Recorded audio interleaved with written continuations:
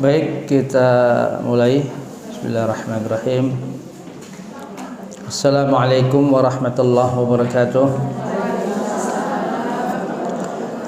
Innal hamdalillah nahmaduhu wa nasta'inuhu wa nastaghfiruh wa na'udzu billahi min shururi anfusina wa min sayyiati a'malina may yahdihillahu fala mudilla lahu wa may yudlil fala hadiyalah. وأشهد أن لا إله إلا الله وحده لا شريك له وأشهد أن محمدا عبده ورسوله يا أيها الذين آمنوا اتقوا الله حق تقاته ولا تموتن إلا وأنتم مسلمون يا أيها الناس اتقوا ربكم الذي خلقكم من نفس واحدة وخلق منها زوجها وبث منهما رجالا كثيرا ونساء واتقوا الله الذي تساءلون به والأرحام إن الله كان عليكم رقيبا يا أيها الذين آمنوا اتقوا الله وقولوا قولا سديدا يصلح لكم أعمالكم ويغفر لكم ذنوبكم ومن يطع الله ورسوله فقد فاز فوزا عظيما أما بعد. Ibu-ibu rahimani wa rahimakunallah, alhamdulillah pada hari ini, pagi ini kita bertemu kembali di tempat yang mulia, majelis ilmu. Semoga Allah Subhanahu wa taala selalu memberikan kepada kita yaitu hidayah ilmu dan barakah ilmu insyaallah. Semoga Allah memberikan kepada kita insyaallah sebelum kita memulainya, agar Allah memberikan rahmatnya insyaallah. Amin ya rabbal alamin. Ibu-ibu, mari kita lanjut yaitu kajian bulan lalu. Masih ingatkah Ibu bulan lalu tulisan yang saya juga kasih? Masalah apa? Amanah. Ada kan? Masalah apa? Amanah. Masih ada hubungannya dengan tema kita hari ini, yaitu dua jalan meraih kesolehan. Dua jalan meraih kesolehan hari ini. Ya. Sudah kita kaji bulan lalu tentang amanah. Sudah kita kaji secara kata, apa makna amanah secara kata, secara istilah syar'i sudah kita kaji bulan lalu. Saya mencoba untuk mengingatkan kembali, meskipun Ibu sudah ada tulisan secara garis besarnya, bahwa amanah itu adalah amanah seorang hamba yang dia Allah memberikan amanah untuk melaksanakan perintah Allah. Jadi semua perintah Allah untuk dijalankan oleh makhluknya itu adalah amanah. Semua makhluk Allah diberi amanah oleh Allah. Semua makhluk. Terutama yaitu dua bangsa kita, bangsa manusia dan bangsa jin, diberikan beban syariat. Diberikan apa Bu? Beban syariat, yaitu taklif, agar melaksanakan syariat Allah. Maka diutuslah seorang rasul. Ya, ini saya mengingatkan bulan lalu tentang amanah supaya kita nyambung tema hari ini. Rasulullah katakan, la iman liman la amanatalah. La iman liman la amanatalah. Tidak ada iman seorang itu imannya tidak sempurna jikalau tidak ada amanah pada dirinya. Saya ulang, tidak ada amanah bagi seseorang, tidak ada iman bagi seseorang, imannya tidak sempurna kalau tidak ada amanah pada dirinya. Bagaimana mungkin iman seseorang yaitu muslim itu akan sempurna dia tidak menjalankan perintah Allah? Ya kan? Dia nggak jalankan perintah Allah, ada amanah, kok ada iman dari mana pada dirinya? Itu hubungan iman dengan amanah. Ya. Sudah kita kaji juga bulan lalu, yaitu tentang siapa saja yang terkena amanah. Siapa? Masih ingat tulisan itu bulan lalu? Yang pertama siapa tulisan itu yang bulan lalu? Objek amanah siapa? Nabi. Barakallahu fiik. Ya kan? Yang terkena amanah itu para nabi, para rasul. Kedua malaikat. Ketiga bangsa jin. Ketiga kita manusia yang bukan rasul, bukan nabi. Jadi malaikat pun kena amanah dari Allah untuk menyampaikan tugas-tugas mereka, para malaikat itu. Allah berikan amanah tugas-tugas malaikat satu dengan yang lain beda-beda para malaikat. Para rasul Allah berikan yaitu amanah agar menyampaikan risalah Allah para malaikat, para nabi dan rasul. Allah pilih khusus dari bangsa manusia yaitu untuk menyampaikan amanah Allah yaitu para nabi dan rasul. Khusus Nabi Muhammad SAW menyampaikan amanahnya kedua bangsa. Bangsa apa? Dan jin. Betul. Hanya Rasulullah SAW diberikan amanah oleh Allah untuk menyampaikan kedua bangsa. Ngajar ke bangsa manusia, ngajar ke bangsa jin. Ya, itu Rasulullah SAW. Nabi-nabi sebelumnya nggak ada ngajar ke bangsa jin. Ya, itu yang perlu kita pahami. Maka daripada itu, amanah lawan dari amanah apa? Khianat. Di dalam tulisan itu ada. Allah katakan di dalam Al-Quran kepada orang beriman agar tidak khianat. Ya ayyuhalladzina amanu la takhunullah wa rasul wa takhunu amanatikum wa antum ta'lamun. Wahai orang beriman, jangan kamu khianat kepada Allah dan Rasul. Jangan kamu khianat kepada Allah dan Rasul. Sedangkan kalian khianat kepada amanahmu. Kamu khianat kepada amanah yang telah Allah berikan kepada kamu, sedangkan kamu tuh tahu, kamu tuh sadar, kamu tuh khianat kepada Allah dan Rasul. Itu Allah mengatakan kepada orang beriman jangan khianat kepada Allah dan Rasul. Yaitu jangan khianat kepada yaitu Al-Qur'an. Karena sumber hukum dari agama Islam ini adalah yang pertama adalah diambil dari Al-Qur'an. Seorang muslim yang khianat kepada Allah berarti khianat kepada Al-Qur'an yang Allah turunkan. Jangan khianat kepada Rasul, berarti seseorang yang meremehkan, yang tidak memakai sunnah Nabi SAW, berarti khianat kepada Rasul. Itu tentang masalah apa? Khianat. Masalah apa? Khianat kepada Allah dan Rasul, tidak amanah. Baik, sekarang kita masuk ke dalam tema kita. Nyambung kan ya? Tentang amanah. Dua jalan meraih kesolehan. Ya, dua jalan meraih kesolehan. Apa itu soleh? Nah, harus kita mengerti dulu. Ya, harus kita ngerti dulu nih. Jangan terus tiba-tiba amal soleh kita sudah apal semua. Kalau dari segi perkataan amal soleh, perbuatan amal soleh, perbuatan yang baik, yang soleh. Kita lihat makna soleh dulu. Di sini tidak saya bawakan karena keterbatasan halaman. Kalau diure akan panjang tentunya. Saya sampaikan dengan lesan di sini. Yaitu apa makna soleh dari segi kata, dari segi etimologi. Ditinjau dari segi kata dulu. Apa makna soleh itu apa sih? Ibu selalu mengatakan kepada misal ibu punya cucu nih.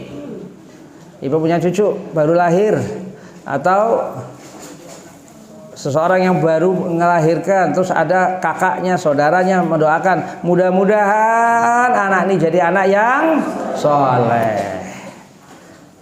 Jarang orang mengatakan begini. Padahal baik juga kata itu kan. Mudah-mudahan anak ini menjadi anak yang takwa. Hampir nggak pernah dengar saya. Padahal boleh nggak mudah-mudahan anak ini anak takwa? Boleh, tapi tidak lazim. Kenapa? Ada rahasianya nanti. Ada rahasia. Kenapa kok itu digunakan kata soleh? Padahal takwa juga bagus. Mudah-mudahan bayi yang baru lahir ini jadi anak yang takwa. Jarang dipakai. Atau nggak pernah dengar saya. Tapi selalu dipakai, selalu mudah-mudahan bayi ini, anak ini menjadi anak yang soleh. Kenapa yang dipilih kok soleh? Bukan takwa. Ya, ini yang akan kita kaji. Ya, yang akan kita kaji. Nanti kalau kita sudah urean-urean lebih lanjut akan kesana. Dari segi kata soleh itu, dari segi kata dulu supaya kita paham. Yaitu dari segi kata sesuatu yang terhindar dari kerusakan atau keburukan, itu soleh artinya. Apa artinya? Ibu catat, karena nggak ada dalam tulisannya, nggak ada. Kalau saya tulis semua nanti bisa 5-6 lembar masalahnya. Iya.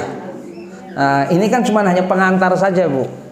Yang saya berikan ke ibu ini saya coba untuk pengantar supaya ibu tuh tidak mengandalkan pendengaran, apalagi nggak nyatat, hilang Bu, ilmu tuh kalau nggak dicatat hilang Bu.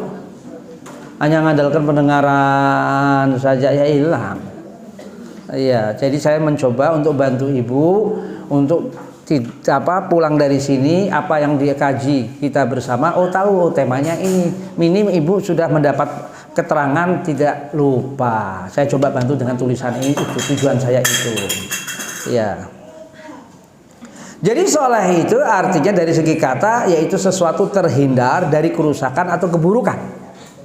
Sesuatu yang terhindar dari kerusakan atau keburukan. Itu apa? Arti soleh. Dari segi apa? Kata. Dari segi kata, dari segi etimologi. Dari segi etimologi. Kedua arti dari soleh dari segi kata, arti kedua yaitu sesuatu yang jelas. Sesuatu yang jelas tidak samar. Arti apa yang kedua? Dari segi kata soleh, sesuatu yang jelas yang tidak samar, yang tidak abu-abu, jelas. Itu arti soleh. Ya, paham ya? Jadi orang mengatakan amal soleh apa? Amal soleh itu soleh sendiri itu apa maknanya? Ya jelas ya Bu ya. Dari segi kata nanti saya tanya ya. Nah, ibu yang enggak. Kita ngaji kalau ibu enggak paham ngapain? Saya pingin ibu itu juga paham, secara betul-betul paham. Ya, makanya kalau yang ngobrol, yang ini enggak konsen, ya enggak tahu. Nanti saya tanya, saya tunjuk ibu yang di tengah itu, ayo jawab gimana coba ya. Nah, coba. Jadi harus begitu. Kita serius ngaji itu serius. Ya, HP matikan. Ya, jangan nanti terdengar suara HP lagi. Kalau kita ngaji serius. Yuk kita serius. Ya. Kenapa, Bu? Ya, sesuatu yang terhindar, arti kata soleh itu terhindar dari kerusakan atau keburukan. Itu arti pertama. Yang kedua, sesuatu yang jelas, tidak samar. Udah itu dari segi kata. Ya, dari segi kata arti apa? Soleh.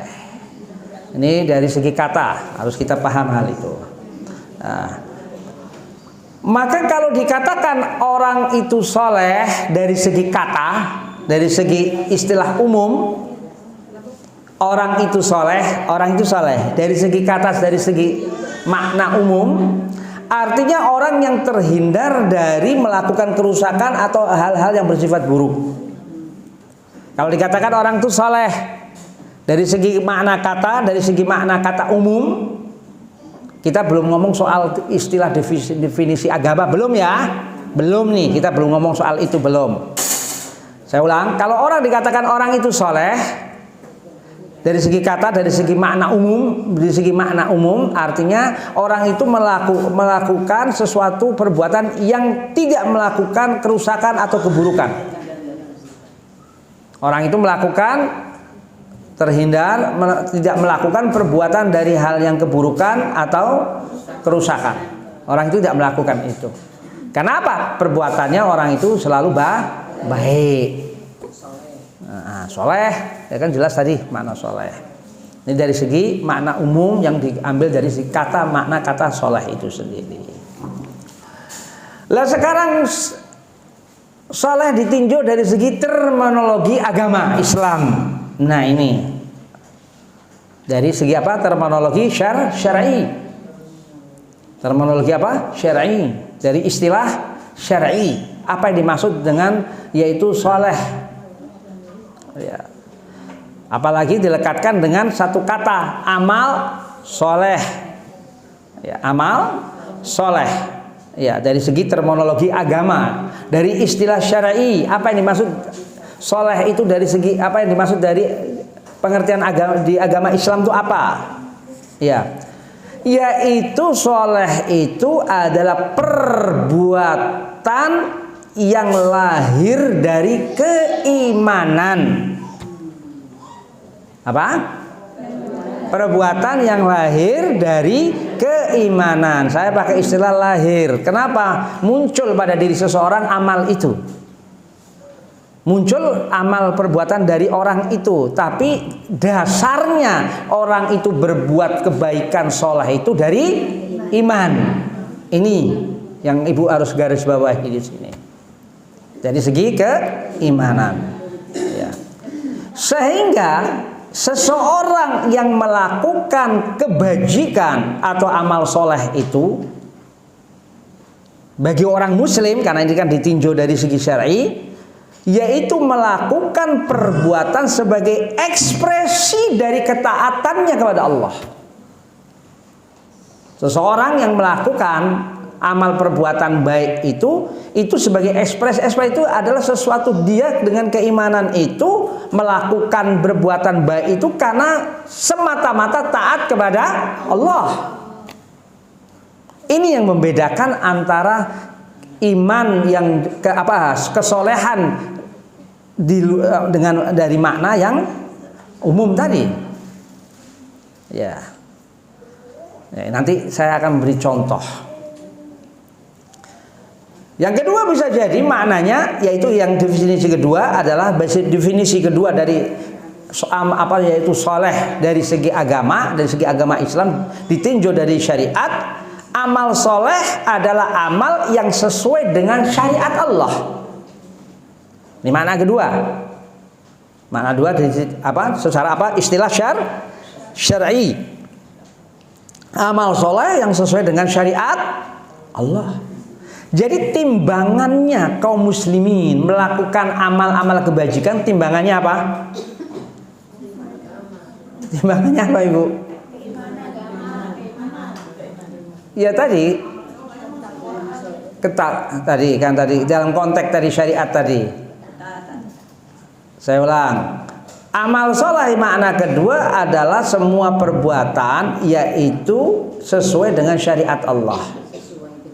Ya, sehingga segala perbuatan seorang muslim itu harus ditimbang dengan apa?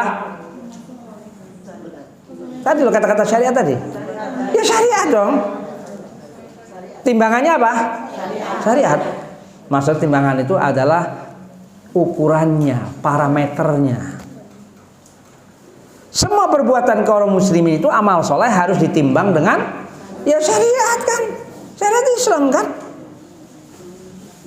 Ya kan, betul nggak Bu? Betul ya. Kita berbuat kebajikan kalau kita ngaku muslim ini ukurannya apa sih? Syariat kan.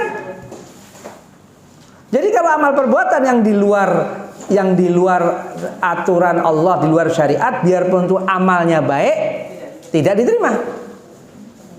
Saya ulang. Biarpun itu amalnya baik, tapi dia tidak sesuai dengan syariat Allah dan tidak ada keimanan, iman-iman yang semua itu, iman pada Allah, Rasul kita dan sebagainya, ya tidak diterima oleh Allah meskipun itu baik. Jelas ya? Saya kasih contoh. Yuk kita ngerenung semua kita nih, buat bekal kita tentang hal ini. Ada orang yang baik, setiap bulan mengeluarkan beras, misalnya yaitu 100 kilo, 1 kuintal, 100 kilo atau berapa gitu. Setiap bulan dia ngeluarin untuk bantu orang-orang yang nggak punya. Setiap bulan dia bantu. Tapi orang yang tidak beriman kepada Rasulullah SAW. Dia beriman kepada Tuhan bisa jadi, tapi tidak beriman kepada Rasulullah SAW. Gampangnya adalah yaitu orang itu misalnya orang di luar Islam, orang Nasrani misalnya. Orang apa? Orang Nasrani. Iya. Dia kan bukan orang Islam dong? Ya kan. Tapi orangnya baik. Orangnya baik. Ada di masyarakat kita. Secara kodrat manusia, secara basyariahnya dia orang baik. Iya ada, meskipun dia bukan orang Islam. Dia kaya,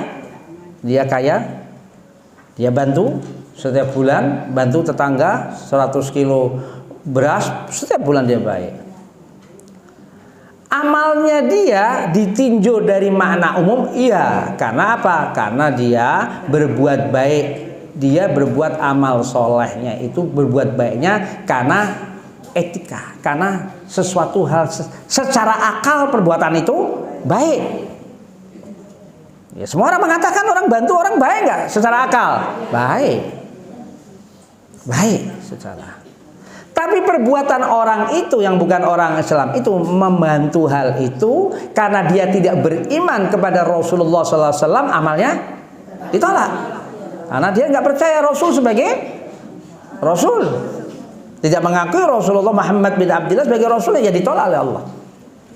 Makanya tadi kan amal soleh itu ditinjau dari syar'i itu adalah amal yang muncul yang mendasarinya keimanan dulu. Ada iman dia. Iman kepada Allah, iman kepada yaitu kepada Rasulnya, kepada kitab Allah, kepada malaikat dan seterusnya iman-iman yang lain. Berdasarkan iman dia hal itu. Ya tidak diterima oleh Allah. Kenapa? Karena dia beramalnya itu, perbuatan baiknya itu bukan karena keimanan, bukan karena yaitu seseorang yang masuk ke dalam syariat Islam. Iya, ditolak oleh Allah. Ya, itu demikian. Ya. Kedua contoh, Ibu perhatikan lagi. Ada paku, gangguan di jalan, ada duri di paku, ada duri, ada paku semua di tengah jalan. Orang memindahkan, kesian ini paku saya pindahkan ke pinggiran. Takut kalau ada orang nanti kena paku, kesian juga anak-anak dia singkirkan hal itu. Iya. Bisa jadi yang melakukan itu bukan orang Islam, bisa jadi. Dasarnya apa? Ya dasarnya ya dia dalam arti kalau bagi kita orang Islam, orang itu melakukan itu karena ada secara basyariah, secara kemanusiaan, kebaikan itu adalah menurut akal baik. Lihat. Tapi orang Islam kalau melihat ada paku, ada duri di tengah jalan, dia menyingkirkan itu dasarnya itu bukan masalah etika itu, tapi berdasarkan apa? Karena Allah. Bukan etika. Etika itu apa sih? Sesuatu hal yang kesepakatan manusia bahwa perbuatan itu baik, itu etika. Kesepakatan apa? Manusia. Etika baik menurut manusia belum tentu baik menurut Allah. Perhatikan ya, ini kaidah. Etika manusia, kesepakatan manusia perbuatan itu baik, menurut timbangan manusia itu baik, belum tentu baik untuk Allah. Itu contoh. Ya, jadi dorongan kaum muslimin yang mengaku umat Muhammad ketika dia memindahkan duri, memindahkan paku, ada gangguan-gangguan di jalan itu, dorongannya itu karena Allah, karena keimanan, bukan karena yang lain. Karena ada perintah Rasulullah, yaitu menjauhkan duri, menjauhkan sesuatu gangguan itu salah satu keimanan. Bukan karena etika, bukan karena sesuatu hal ini secara akal baik, bukan karena akal, tapi karena keimanan. Paham Ibu ya, bisa membedakan ya? Ini letak kita beramal soleh itu di sini. Kita sekian lama, sekian ibu, sekian puluh tahun umur ibu harus paham tentang amal soleh itu. Paham apa yang disebut dengan, karena antara iman dengan amal soleh selalu gendeng di Al-Quran. Ya kan? Wal 'ashr innal insana lafi khusr illal ladzina terus wa amilus sholihat. Iman dengan amal soleh selalu apa? Gendeng. Ya, berdampingan, gendeng selalu. Iman, amal soleh. Iman, amal soleh. Itu demikian yang harus Ibu pahami hal itu. Ya, karena seseorang yang ingin melaksanakan amanah, kajian kita bulan lalu, bagaimana dia akan melaksanakan amanah kalau tidak ada amal solehnya? Ya kan, amanah kan melaksanakan tadi perintah-perintah Allah. Sadar dia, maka dia melaksanakan amal-amal soleh itu. Ya paham ya? Jadi apa? Soleh ditinjau dari segi kata, makna umum, dan soleh ditinjau dari segi yaitu istilah syar'i, dari segi syariat. Itu kita membedakan hal itu. Ibu sudah paham semua ya Bu ya? Paham. Yuk kita masuk ke dalam tulisan ini. Kalau kita paham, kita masuk ke dalam tulisan ini. Kita lihat. Yuk kita lihat, semua lihat. Yuk kita lihat.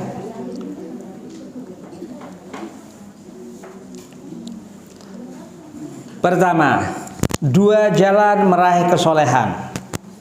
Yang pertama adalah disebabkan taufik dari Allah beserta hidayah Allah. Apa Bu? Taufik dan hidayah Allah. Apa itu? Seseorang yang beramal soleh itu sebabnya itu karena orang itu diberikan taufik dan hidayah Allah, rahmatnya. Seseorang muslim yang berbuat baik itu Ibu, berbuat baik, dia kecenderungan hati itu senang berbuat baik itu karena taufik Allah, hidayah Allah, rahmat Allah. Hati itu bisa senang cenderung untuk berbuat baik. Hati ini senang untuk berbuat jujur dan sebagainya itu karena taufik Allah, hidayah Allah, rahmat Allah. Itu perlu diperhatikan. Kalau Allah cabut taufik hidayahnya, waliyadzubillah, orang itu bisa benci untuk beramal yang baik. Dia cenderung untuk berbuat kemaksiatan dan sebagainya. Kenapa? Allah jauh dari orang itu. Jadi jangan semata-mata kita ini berbuat baik, Ibu datang kemari ini insya Allah ikhlas untuk ngaji, belajar Quran, itu semata-mata bukan langkah Ibu jalan kemari, tapi karena Allah, taufik Allah Ibu datang kemari ini. Ini kan amal soleh Ibu datang kemari, ngaji, ya kan? Ngaji, belajar Quran. Tadi saya dengarkan tadi, yaitu ngaji bagaimana mengucapkan basmalah, bismillah dan sebagainya. Ibu ngaji memperdalam bacaan Al-Quran, yaitu tahsin, ya, dan tajwid dan seterusnya. Itu amal soleh. Tapi bukan karena keinginan Ibu datang kemari ini semata-mata melangkah kemari, tapi semua itu karena karunia Allah, taufik, hidayah dan rahmat Allah. Amal soleh itu. Makanya banyak para orang-orang terdahulu salaf, kaum salaf itu selalu berdoa agar kita diberikan yaitu as-sadat. As-sadat itu adalah sesuatu hal yang Allah selalu menyertai kebaikan-kebaikan pada seorang hambanya. Allah selalu menyertai kebaikan-kebaikan pada seorang hambanya. Nah, itu berdoa nanti insya Allah ada. Kalau sudah sampai pada ini halamannya. Ya, Ibu lihat ayatnya. Kita lihat dalam surat Al-Kahfi ayat 17. Bu lihat. Allah berfirman, "May yahdihillahu fahuwal muhtad. Wa may yudlil falan tajid lahu waliyyan mursyida." Allah berfirman apa? Ya. Barang siapa yang Allah berikan petunjuk, mayahdihillah fahuwal muhtad. Fahuwal muhtad. Barang siapa yang Allah berikan hidayahnya, petunjuknya, maka dia telah mendapatkan apa? Petunjuk. Ya kan? Barang siapa yang disesatkan oleh Allah, maka tidak akan mendapati kalian, yaitu penolong yang dapat memberikan petunjuk. Kalau Allah sudah apa? Memberikan. Kalau Allah menyesatkan hambanya. Kenapa? Karena perbuatan manusia itu sendiri. Jadi Allah mengatakan mayahdihillahu fahuwal muhtad. Wa may yudlil falan tajida lahu waliyyan mursyida. Kalau Allah sudah menyesatkan, kamu tidak akan bisa mendapati penolong yang akan bisa memberikan petunjuk. Tidak akan kalau Allah sudah menyesatkan seorang hambanya karena perbuatan dia. Jadi hidayah itu, petunjuk Allah itu adalah milik Allah, bukan milik manusia. Taufik hidayah ini adalah milik Allah, bukan milik manusia, bukan milik makhluk. Karena Allah yang berhak, Allah yang menciptakan kita, Allah yang menciptakan makhluknya, Allah pula lah yang berhak untuk menentukan, memilih hamba-hambanya. Karena dia berbuat, ada kecenderungan, ingin berbuat baik dan sebagainya, Allah berikan yaitu hidayahnya. Bagaimana ketetapan orang itu menjadi muslim, orang itu menjadi tidak muslim, itu adalah takdir Allah juga. Masalah takdir itu pelik. Pelik itu apa? Tidak bisa pakai akal di logika, karena masalah gaib, masalah gaib. Iya. Makanya anak-anak yang lahir dari orang tua muslim otomatis anaknya ya muslim tanpa disyahadati lagi. Orang tuanya sudah muslim ya muslim. Mana ada bayi lahir disyahadati? Otomatis. Iya. Makanya Rasulullah mengatakan bahwa setiap anak itu kullu maulud yuladu alal fitrah. Semua anak lahir dalam keadaan fitrah. Maksudnya fitrah apa? Yaitu bertauhid. Fitrah di sini maksudnya bertauhid. Semua ya manusia ya dalam keadaannya fitrah yang lahir. Karena apa? Dalam alam arwah dulu semua manusia itu semua bertauhid kepada Allah. Yang lahir akhirnya di dunia ini menjadi kafir, yang di dunia ini sampai kafir sampai mati tetap menjadi yaitu kafir sampai matinya. Dulu waktu dia di alam arwah dia dalam keadaan apa? Bertauhid dalam arwah. Karena Allah mengatakan alastu bi rabbikum qalu bala syahidna. Bukankah aku ini adalah Tuhanmu? Kapan itu Allah ngomong kepada siapa? Kepada siapa ngomong itu? Allah ngomong pada siapa itu saat itu? Di alam apa? Di alam arwah. Di alam ruh. Sebelum masuk ke dalam kandungan, sebelum ke dunia, Allah bicara kepada semua ruh yang akan Allah takdirkan untuk lahir di dunia. Iya, bukankah aku ini Tuhanmu? Iya. Itu ruh itu jawab kita. Ini kita saya, ibu-ibu semua ini, semua. Sudah kita ini bersumpah di hadapan Allah bahwa Allah itu Tuhan kita. Kita ini sudah bersumpah di hadapan Allah bahwa Allah itu adalah Tuhan kita semua, dan kita mentauhidkan Allah, kita mensucikan Allah, membesarkan Allah. Di mana kita waktu itu bersumpahnya, menyatakan itu di mana? Ketika kita kapan? Di mana? Di alam apa? Alam arwah, alam ruh sebelum kita lahir.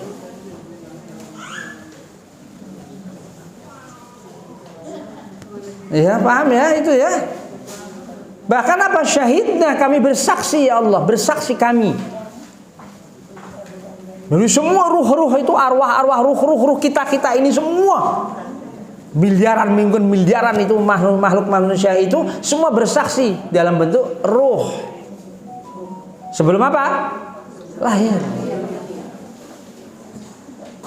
Jadi semua manusia lahir ke dunia ini, bayi itu dalam keadaan fitrah, dalam keadaan bertauhid. Karena Allah membenamkan ruh kepada bayi itu dalam keadaan suci. Karena ruhnya ini sudah bersumpah bahwa Allah itu adalah Rabbnya. Ya, ruh itu kita semua ini. Waktu kita belum lahir, di alam ruh kita semua. Ya, jadi semua manusia itu fitrah. Ya.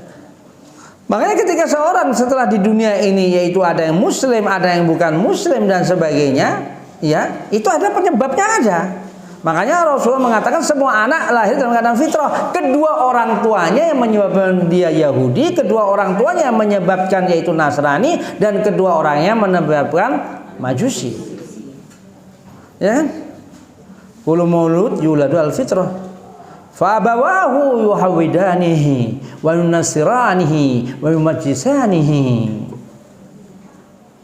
Yang penyebabnya itu kedua orangnya itu menyebabkan dia Yahud, menyebabkan kedua orang tuanya itu menjadi Nasrani, si anak itu, dan Majusi. Penyebabnya itu salah satu penyebabnya. Jadi fitrahnya ini sudah tercabut karena ada penyebabnya, karena kedua orang tuanya yaitu bukan muslim. Itu penyebabnya. Ya. Jadi semua ini takdir Allah yang kita harus beriman. Maka alhamdulillah kita ini ditakdirkan menjadi orang muslim, ya alhamdulillah. Alhamdulillah kita menjadi orang muslim, alhamdulillah, takdir Allah. Jadi hidayah Allah itu milik siapa? Allah. Hidayah taufik itu milik Allah, bukan milik siapa? Manusia, bukan. Bukan milik manusia, bukan. Nah, terus ayat di bawahnya. Wallah yad'u ila daris salam wa yahdi man yasha ila siratim mustaqim.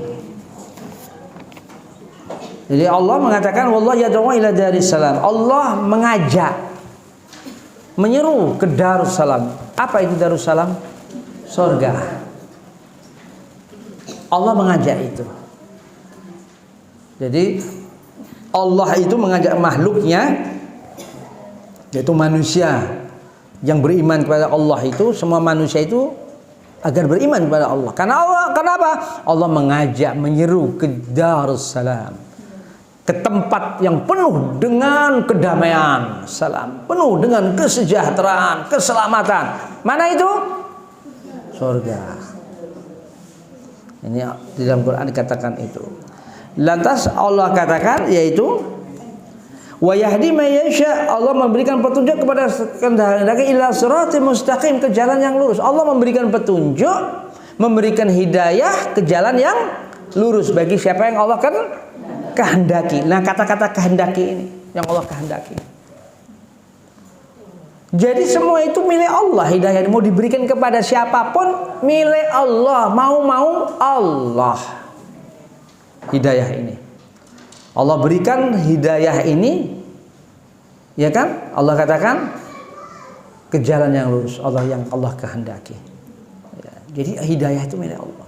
Jadi amal soleh ini semata-mata muslim berbuat amal soleh itu karena karunia Allah, karena rahmat Allah, karena rahmat Allah. Amin Bu ya. Kedua, lihat nomor 2 tulisan itu. Nomor 2, meraih jalan yaitu kesolehan itu pertama disebabkan yaitu Allah memberikan taufik dan hidayah. Kedua karena usaha ikhtiar manusia. Karena ikhtiar kita. Ya Bu ya, ikhtiar kita. Jadi kita ikhtiar manusia. Jadi kita ini untuk meraih yaitu kesolehan itu karena ikhtiar, ada usaha. Tidak bisa kita ongkang-ongkang kaki, santai. Tidak beramal ibadah, tidak beramal saleh, tidak beramal kebajikan. Ya, usaha itulah manusia itulah Allah berikan yaitu pahala-pahala itu. Pahala-pahala kebajikan-kebajikan. Karena ada perbuatan, usaha manusia. Iman saja tanpa ada amal soleh tidak ada artinya iman. Makanya tadi kan saya katakan iman itu sama amal soleh selalu beriringan, gendeng. Ini rahasianya. Lah dia iman saya, iman. Kamu percaya Allah? Oh, saya beriman pada Allah. Beriman, tapi nggak sholat. Lo bisa jadi dia tidak berbuat syirik, tapi dia masih tidak sholat dan sebagainya, tapi dia tidak berbuat syirik. Ada. Jadi yang namanya dosa itu bertingkat-tingkat, maksiat itu berlevel-level, ada martabat-martabahnya di dalam dalam ilmu tauhid ya, dalam ilmu tauhid itu, dalam usuluddin itu, dosa bertingkat-tingkat. Maksiat bermartabat, mempunyai tingkat-tingkatan. Ada orang yang dia tidak berbuat syirik, iya, tapi dia masih melakukan maksiat. Maksiatnya apa? Ya tadi sholatnya masih bolong-bolong. Kadang sholat, kadang enggak. Iya. Sehingga rusak. Keimanannya itu jadi rusak. Karena apa? Iman itu rusak tanpa ada amal soleh. Orang yang tidak melaksanakan amal soleh berarti orang itu tidak amanah. Orang yang tidak melakukan amal soleh berarti tidak amanah. Amanah tidak akan ada kalau tidak ada amal soleh. Paham ya hubungan antara amal soleh dengan amanah. Makanya kita ini satu paket ini kajian kita yang lalu sampai yang sekarang nih, insya Allah selesai tentang hal perbuatan ini, amanah dengan amal soleh, yaitu kesolehan itu. Jadi ada ikhtiar Ibu. Lah yang pertama Ibu lihat karena sebabnya. Ya, kedua jalan, ketiga sarana. Ibu perhatikan nih, yuk kita kaji satu-satu. Yuk kita. Ibu pahami, kalau Ibu enggak mikir, enggak paham. Ibu ini mikir, jangan tidur. Kalau tidur sayang. Ya, ibu mikir. Ibu yang biasa mikir, insya Allah nggak pikun masa tua bu. Ya, mungkin yang saya bicara pada yang muda dulu nih, yang muda-muda nih. Iya. Orang yang benar, orang yang biasa mikir di usia muda banyak mikir, nggak pikun. Kalau orang biasa mikir, merenung, kenapa Quran ini menyuruh kita supaya mentadaburi Quran, memikir, dipikir? Kan Quran dibacakan dari usia muda. Kenapa kok kita harus afala yatafakkarun? Tidakkah mereka berpikir? Tidakkah mereka mentadaburi Quran? Tidakkah mereka menggunakan akalnya? Kenapa? Itu gunanya supaya kalau tua nggak pikun. Kalau orang banyak mikir, bukan mikir yang ruwet-ruwet bu, bukan yang ruwet-ruwet stres nanti. Bukan itu. Iya, mikir keagungan Allah. Ibu merenung, bu, kita punya akal tuh dipakai gitu, jangan ditidurin gitu loh. Saya katakan demikian, bu, kita tuh punya akal, jangan dibuat tidur gitu loh, dipakai untuk mikir.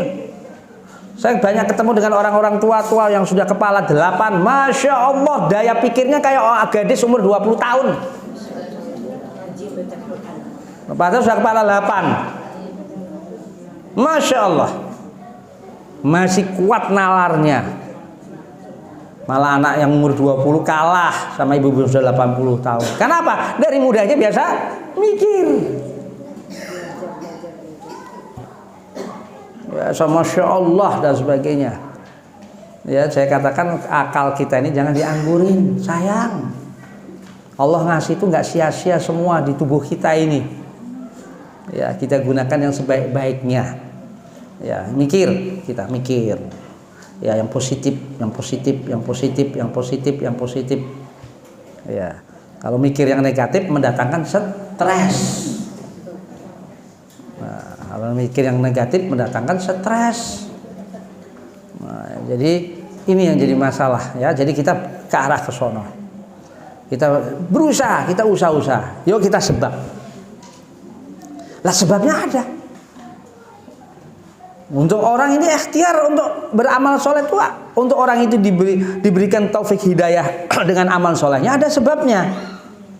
Iya. Lah sebabnya itu adalah yang pertama adalah yaitu mengikuti Al-Quran dan Sunnah Nabi Sallallahu Alaihi Wasallam. Quran, dia selalu mendekat Quran, dia selalu mendekat Sunnah Nabi Sallallahu Alaihi Wasallam. Perhatikan, dia sebabnya selalu ngaji, bukan baca saja. Banyak orang baca Quran tapi nggak paham isi Al-Quran. Dapat pahala, dapat. Tapi yang dikehendaki oleh Allah itu baca, paham, beramal. Itu idealnya itu begitu. Banyak orang kayak kita kaum muslimin baca Quran doang. Dapat pahala, pahala. Bukan dapat pahala, dapat pahala. Tapi kadangkala orang yang baca Quran nggak membekas pada dirinya. Kenapa? Nggak paham.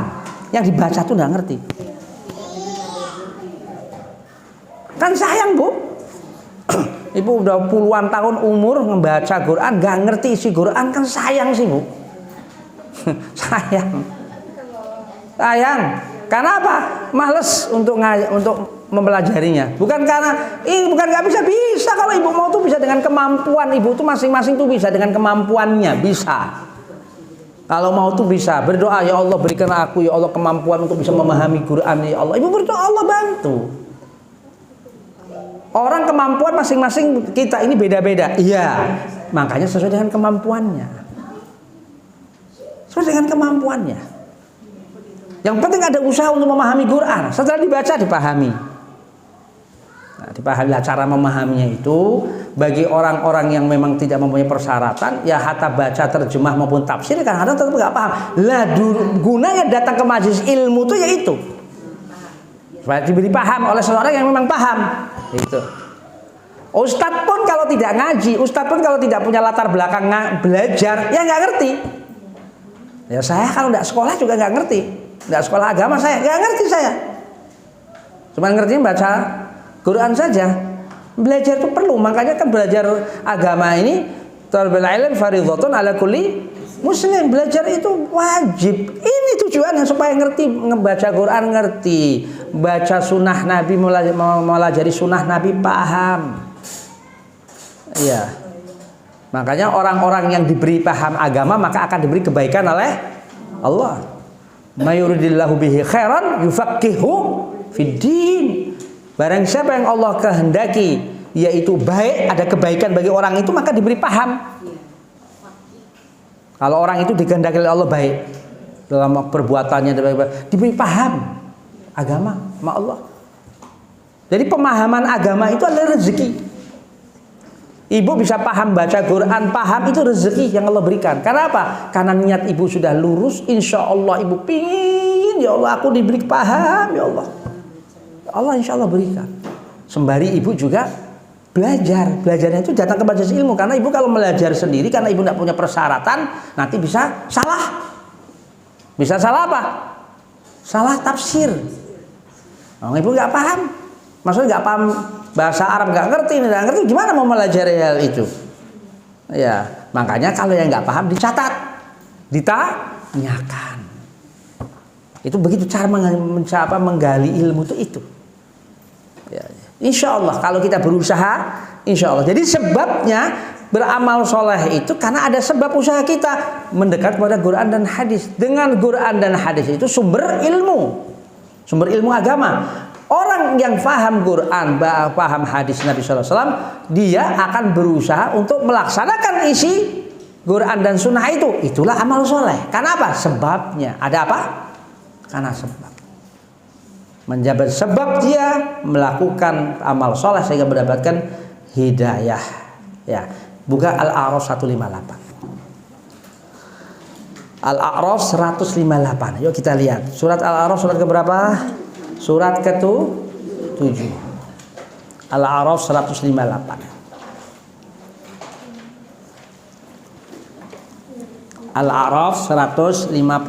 Surat ke-7. Surat ke-7. Ibu renungkan, yuk kita baca sama-sama. Yuk kita baca satu kata demi kata, kita renungkan. Ketemu semua? Al-A'raf 158. 158. Surat ke-7. Ketemu semua? Yang depannya apa? Gul.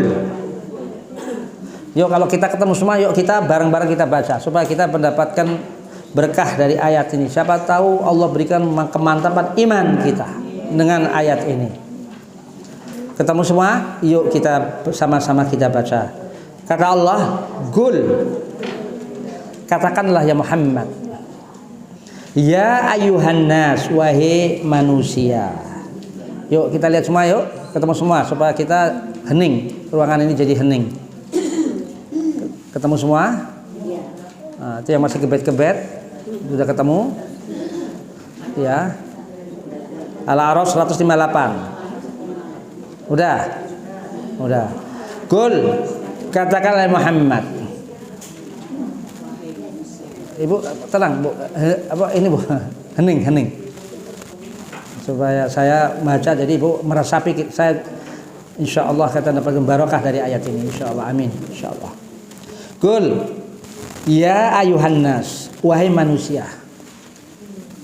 Allah memerintahkan supaya Rasulullah mengatakan kepada manusia. Ini firman Allah, tapi dinisbahkan perkataan seakan Rasulullah yang bicara, seakan Rasulullah yang ngomong.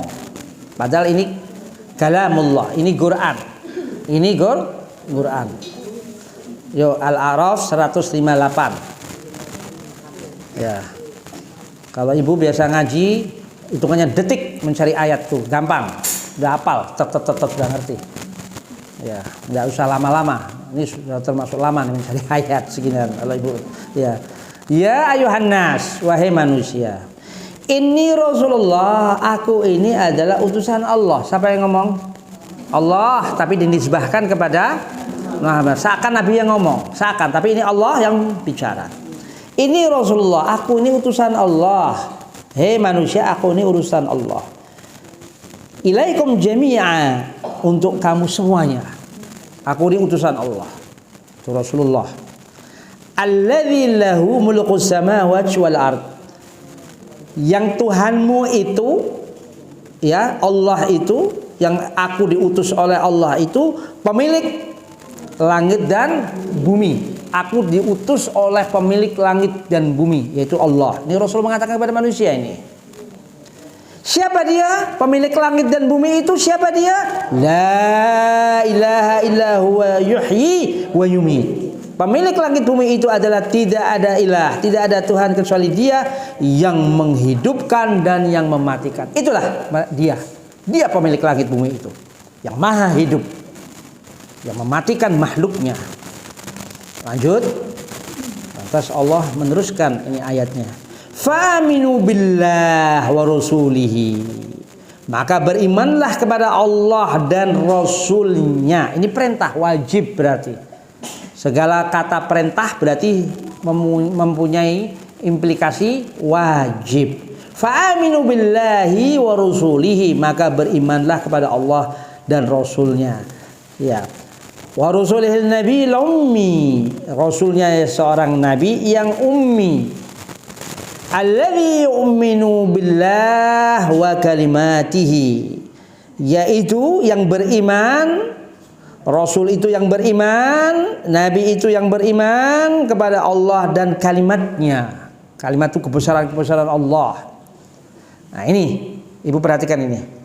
Poinnya yang mau saya katakan di sini. Wattabi'uhu la'allakum tahtadun. Ikuti dia. Kata ganti hu. Ibu lihat hu. Kembali kepada siapa kata ganti itu? Allah. Iya, Pak. Kepada siapa?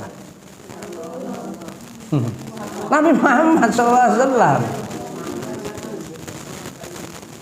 Ini kan? Tuh, kalau Ibu baca terjemah salah kan? Itu. Tuh kan? Wattabi'uhu, ikutinya kepada Allah, bukan kepada Rasulullah. Kepada Nabi Muhammad. Tadi kan ada yang jawab Allah. Ya kan? Tadi ada yang jawab Allah tadi. Wattabi'uhu, ikutinya yaitu Rasulullah ini agar kamu mendapat petunjuk, la'allakum tahtadun. Wattabi'uhu itu Allah mengatakan ikuti dia. Siapa ikuti dia? Rasulullah SAW agar kamu mendapat petunjuk. Jadi sumber yaitu penyebab hidayah itu seorang muslim itu mengikuti Rasulullah. Penyebab.